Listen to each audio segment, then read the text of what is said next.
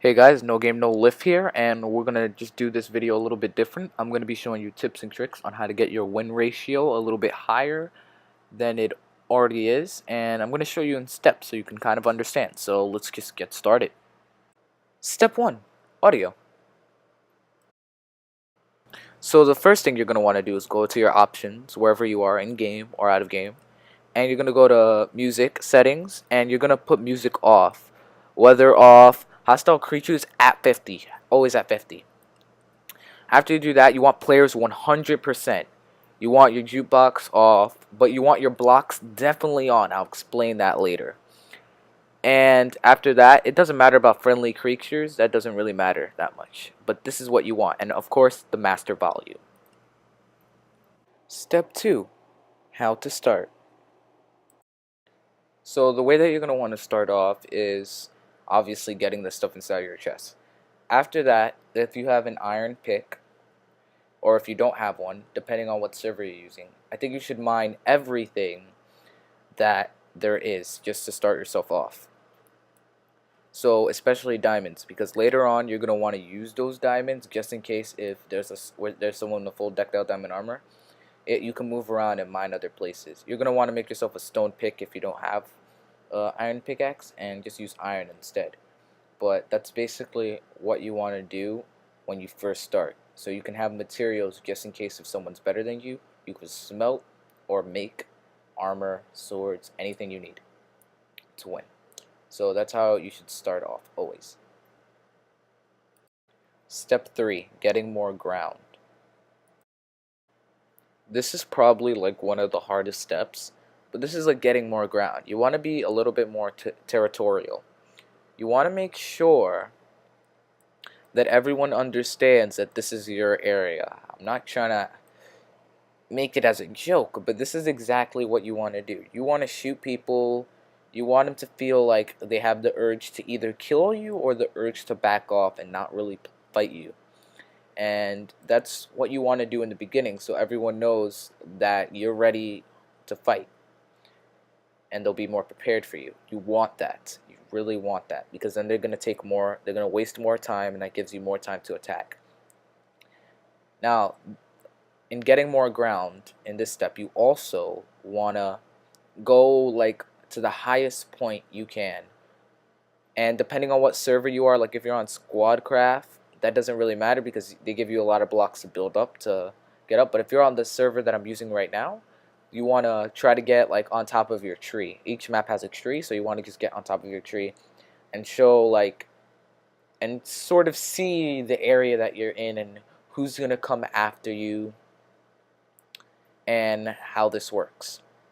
So basically you just want to be on top of your tree, set like a little guideline, so if someone tries to shoot you with an arrow, it's okay. This isn't really a step, but why do we put our player sound up? The golden reason we do this is for the reasoning that's about to happen. I heard the hit marker of this ender pearl, and now I'm fighting him off, and I have the advantage because he thought he could sneak on me and kill me. That is the very, very reason why we have our player sound up. Step 4, using enders. Now in this step, I'm going to show you how to use an ender correctly. And basically, enders aren't used, people use them wrong, okay? Enders are used so you can sneak up on people. Clearly that guy was trying to use it correctly, but died in the process because I had my player volume up. Now, when you're using an ender pearl, I think you should always have snowballs with you, because you can never really calculate what the distance of the ender pearl is going to go. It might go over, it might hit the guy directly, and then you're like screwed. So you should always estimate what the distance is of the ender pearl with your snowball. Now, before you can even get sneaky, you have to make the guy that you're trying to teleport to and kill sort of cower away back to an area where he can't see you throw your ender pearl. And just to test that, you should just throw your snowball just in case. Now, in this part of the video, I'm just trying to figure out who should I throw the ender pearl to. Obviously not that guy, because he's starting to barricade himself, and I don't think that's the best idea. But as you can see, I'm throwing my ender pearls just in case to estimate where the ender pearl should go. Now the guy just went inside, throw my snowball, and now throw the ender pearl. And then the minute I throw the ender pearl, I should stay in crouch. The reason we would do that is because just in case if he does hear the hit marker, he could probably think that it wasn't me. If that makes any sense, he would think that I wasn't there, but some other guy ender pearled over here, so he's trying to kill me at the moment. But that guy had full diamond armor and just killed him. And look, he didn't know I was there, and I hit him off. Simple, easy kill.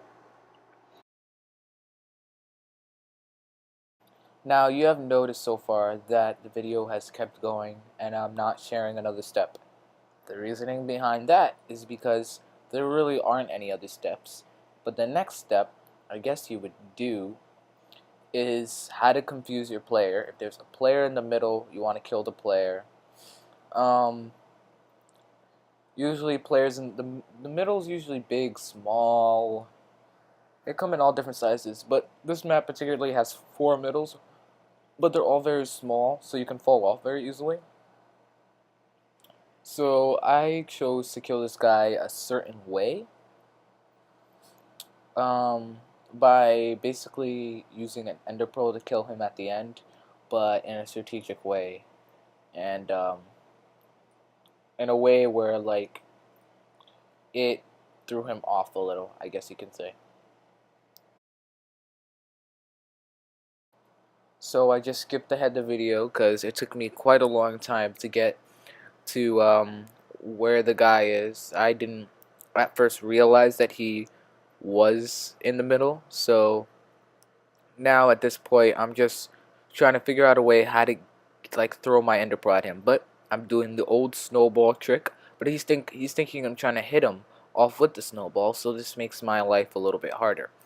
But after that, he just keeps looking at me, and I figure out that I think I should just keep the snowball in my hand, but I keep throwing it just to make sure that I have my spot synced in. And look, he comes, and then I switch it. I'm just making sure he doesn't see it, and then making sure he still doesn't see it, and right about, I think it's around here, I'll throw my ender pearl to catch him off guard. And now, hit him off, and that's game.